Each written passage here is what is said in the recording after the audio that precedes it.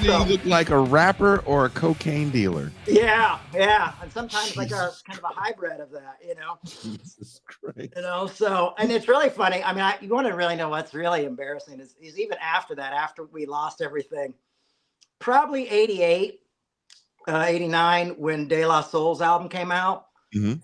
And we'd already been through the scandal and everything. And I was in Florida, but man, I would go to the flea market with my mom and I would get all the African necklaces. Remember those leather ones? I do remember those. And of course, I was just chubby white kid, wanted to be black so bad, you know what I mean?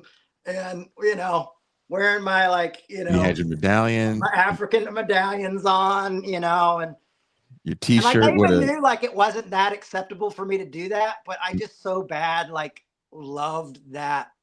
I loved NWA, I loved De La Soul, I loved PM Dawn. All this was my, so I was, I was more like that kid. Wasn't it on the cover of the Ice Cube album? Not Ice Cube, Ice T, where it's like the white kid listening to yeah. all the rap. Yeah.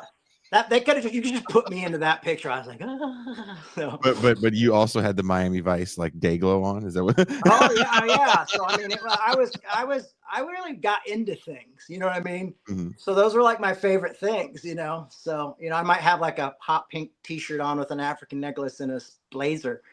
But I also skateboarded a lot too. So almost kind of had an outfit for everything I liked.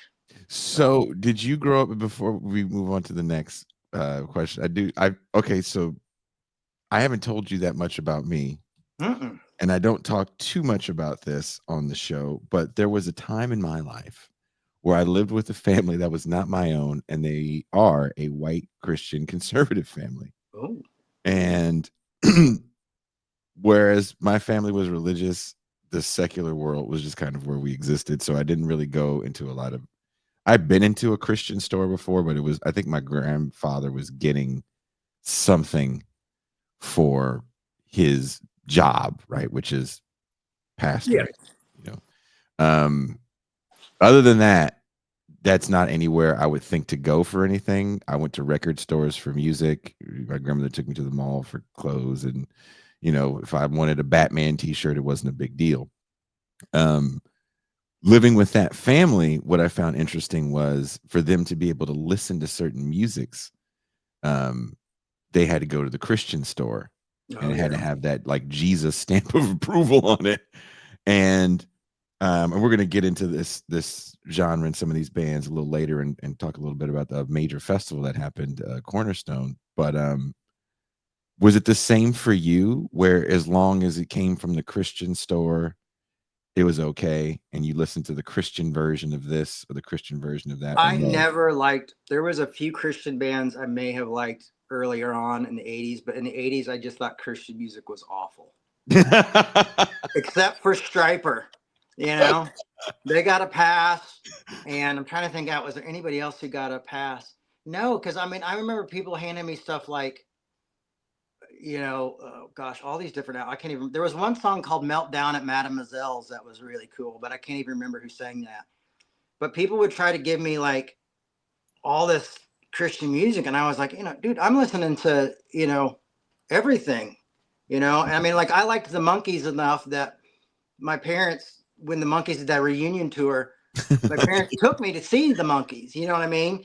And so I was like, "Oh, this is awesome," And I liked Buddy Holly because that was a Buddy Holly movie out at the, about his life, and La Bamba, and so I really liked a lot of that '50s rock and roll. That my dad was originally into that stuff when he was a kid, like Oh. DJ and stuff. So, and So did he give you a pass then, because he kinda he gave me a bit of a pass. He had this moment in his life where he thought he was going to be a rock and roll DJ, but then he hit somebody with a car, and he told God if the kid lived, he would give his life to Jesus and leave the rock and roll behind. And of course, the kid lived, and we all know the story. But yeah, so my dad, and he would talk to me. He was supposed to cover one of the Big Bopper show with Richie Valens and all that for his school newspaper, and they crashed. The plane crashed before Oh, it got to damn. his school. So he had like a lot of interesting stories. He Fats Dominoes was his favorite musician when he was younger. My mom liked Patsy Cline. So it was kind of, interesting because a lot of Christian music was just so bad. But then again, I would be like, I had BB and CC Whining. singing for me, so they would be awesome.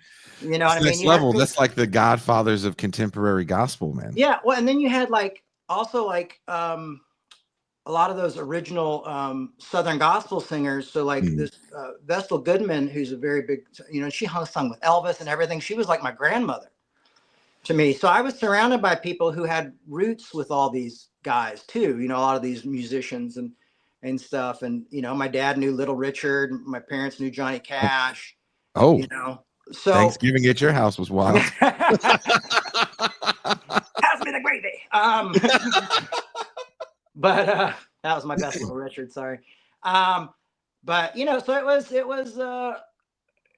you know, I mean, the freaking captain of the Love Boat came to my 10th birthday party because he was my parents' friend.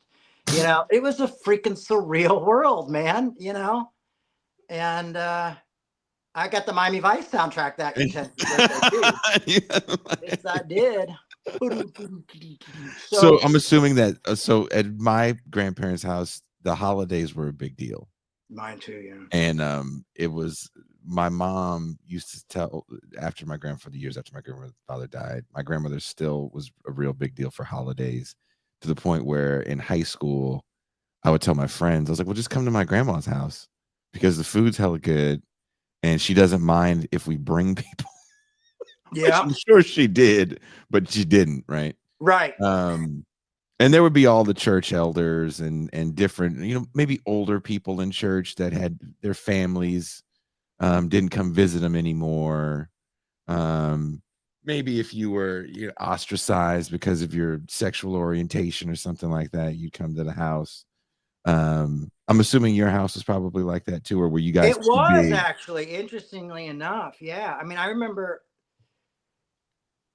you know, I really got to see a real look at my parents after the scandal.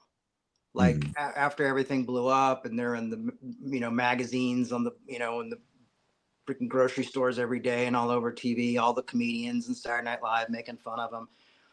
And I remember that first Christmas and, you know, it was, you know, I was like, this is hell. What's happened to our lives? You know, but a friend of mine who was a skateboard friend of mine somehow got put in jail, and it was Christmas Eve or Christmas night, and my dad's like, hey, grab some of those presents, grab some food, we're going to go get your buddy out of jail, and we're going to make sure he gets home for Christmas.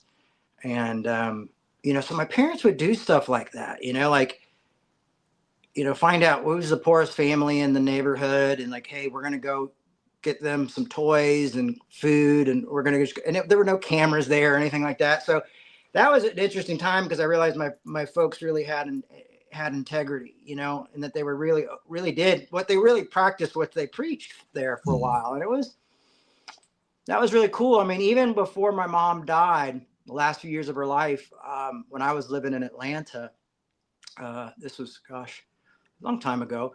But my best friend Chuck, he was, you know, he was a piercer, professional piercer, and a Satanist, and all this stuff. But he was my best friend, and so we would go.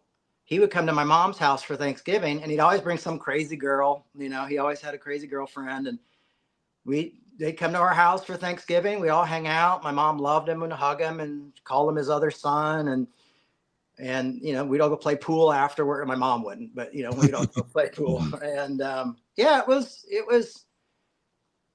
was cool to have that kind of a you know, those are the good parts of Christianity. You know what I mean? Yeah. Where it's so easy to shit on it all the time, especially now. But those were the kind of the cool things of when they genuinely put like love as a trump card. You know what I mean? Mhm. And love. You know, well, we got to love everybody. You know, when you're in that moment, those moments, you experience something really beautiful. And I was glad to have that. You know, when my mom